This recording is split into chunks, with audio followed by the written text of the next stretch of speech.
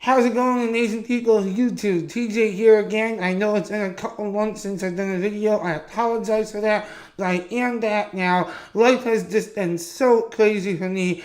I just hadn't had time to settle down and do some content, but now things are getting a little bit settled down and I can get back to doing some videos. With that being said, I want to jump right into today's video.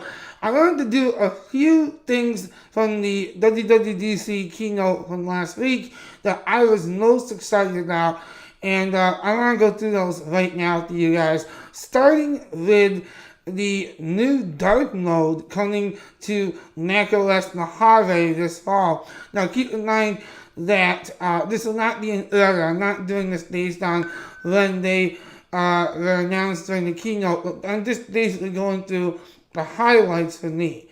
So, starting with macOS Mojave and the new dark mode. Dark mode in macOS Mojave offers one of the first major UI overhauls. It's not even an overhaul so much as it is an enhancement in quite a while. And this has been something that people have asked Apple for at least a few years now. And we thought once they did the dark mode of the dock and the menu bar back in, I believe that came in macOS Sierra, you would think that they would have just naturally added that the next year, but they didn't. But finally it is here, and it looks great in all of the elements of the UI, including some of the apps that you use most, like Finder and Messages, which I'm very excited about. Keynote, if you happen to use Keynote, I would probably argue that a lot of people don't use Apple's productivity suite, but what do I know?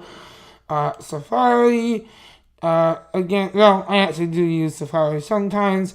Calendar, I do use that quite a bit. That looks great in dark mode. It's gonna look great viewing all your photos. Content pretty much just stands out. Also, if you're a developer, you're going to love using Xcode in dark mode. So, I mean, whether you're a developer or just a general consumer, dark mode will be pretty exciting, and it comes at obviously this September with the release of Mojave. But you can, later on this summer, you actually can get a public beta. As a general rule of thumb, I do advise against downloading public betas or any kind of beta software if you're not a developer. You're not willing to have some potentially major glitches. Because again, it's one of those things that it is beta software, obviously, so just keep that in mind. But yes, dark mode does look very nice.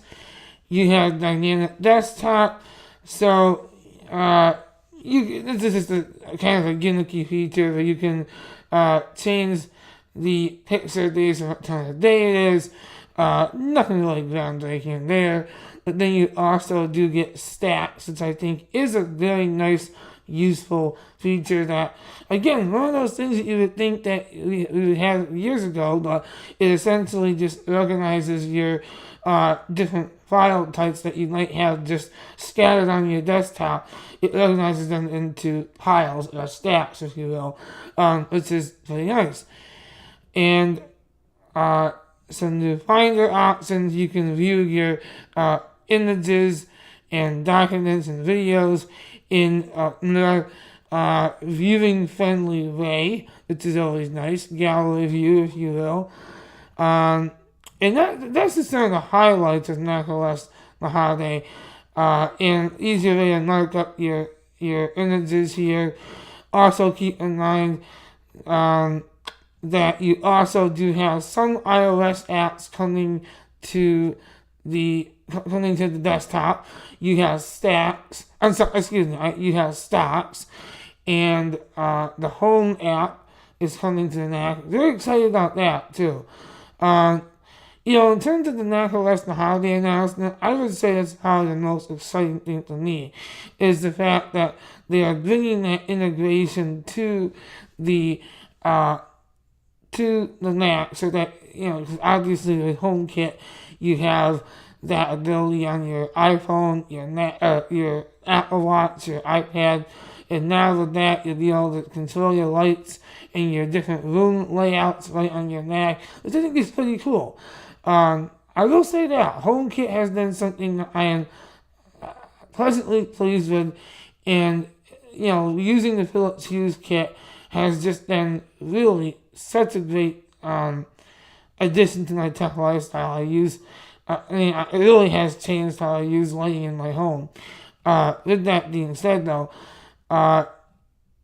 and as I just mentioned, as you see here, Apple News, which I'm not really that excited about. I don't care that much about Apple News, but it's coming to the desktop as well.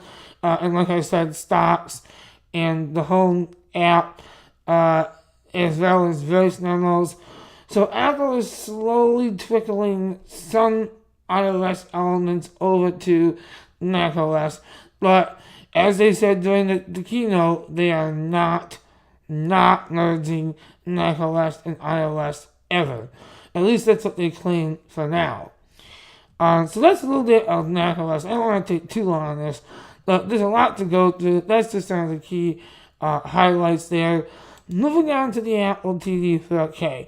The biggest announcement in terms of what's coming this fall is the fact that they are bringing Dolby Atmos compatibility to the Apple TV. What that basically means is that it's like a much superior version of surround sound. It's not traditional surround sound because basically with Dolby Atmos, it immerses the entire room around you with sound, with equal sound, which is really cool. It's a really cool immersive sound experience. But even just as importantly is that coming later this year, the Spectrum app, which a lot of people have Spectrum, not everyone, but in my area of upstate New York, the only decent option that we have is Spectrum. And so I am very excited to see that they are bringing their Spectrum app to the Apple TV finally, after years of not having it. And so that's awesome because, again, it comes down to I will not have to use the Rokus anymore, which I don't hate or dislike the Roku, but I prefer to use my Apple TV if I can, and I probably will buy an additional Apple TV 4K for my bedroom now that the Spectrum app will be available on that platform, which is really nice. And last but not least, we have iOS 12. And, again, I'm going to go through this really quickly. You can go check out the keynote after you're done with my video if you want. But basically, in iOS 12, we are going to see not a ton of major changes. Mostly, the biggest ones, in my mind, are group notifications. It's just, as it sounds, it's just notifications will now come in groups. Kind of like Android has had for years now. Emojis, which are kind of cool, not really nothing substantial, but basically it's just emojis that now it's customized to how you look. It's basically like Samsung's AR emojis that they have on the Galaxy S9. Group FaceTime, up to 32 people now can FaceTime at once. It's one of those things I can't see myself ever doing that, but it's great if you do have a ton of friends, if you need to collaborate with people at your job. That's one place I think this will really be useful with. The business and enterprise markets will just love group FaceTime. And so, again, some new emojis, kind of stupid, really not interested in that. Some new camera effects, some new AR features.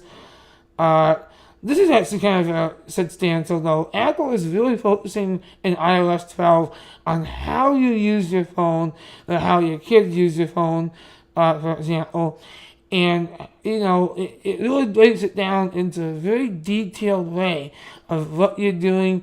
And they've even included some new features where you can limit your time with certain apps. And while I'm not completely sold on that feature, like I don't think that's really essential to have, I don't necessarily dislike it either. But again, I just feel like, in my opinion, if you can't be disciplined enough to stop using an app if you think that you've been on your phone for too long, I don't even know. I really don't. But I guess it's good. It's good. It's nice to at least be able to see what you're doing the most with your phone. So that I do. I am glad that Apple did that. Again, group notifications, and some new Do Not Disturb features, and I think that's mostly some new photo sharing options, search options in photos. Oh yes, and the last major thing in iOS 12 is Siri shortcuts. Now you can streamline the tasks you do most with Siri shortcuts, which is pretty cool, pretty intuitive.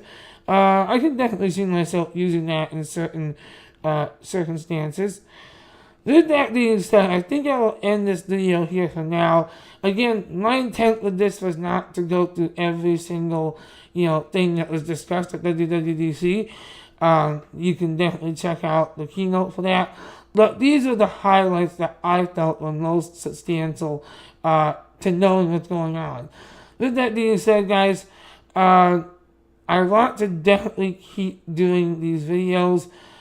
This will not be, I haven't been doing videos lately, I should say, but I want to become more regular with doing these videos as well.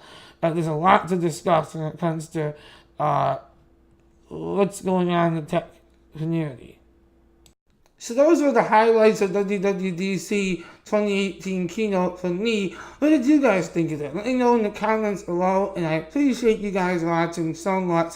If you enjoy my content, please go ahead and hit that subscribe button below. And until next time, thanks for watching, and peace out for now.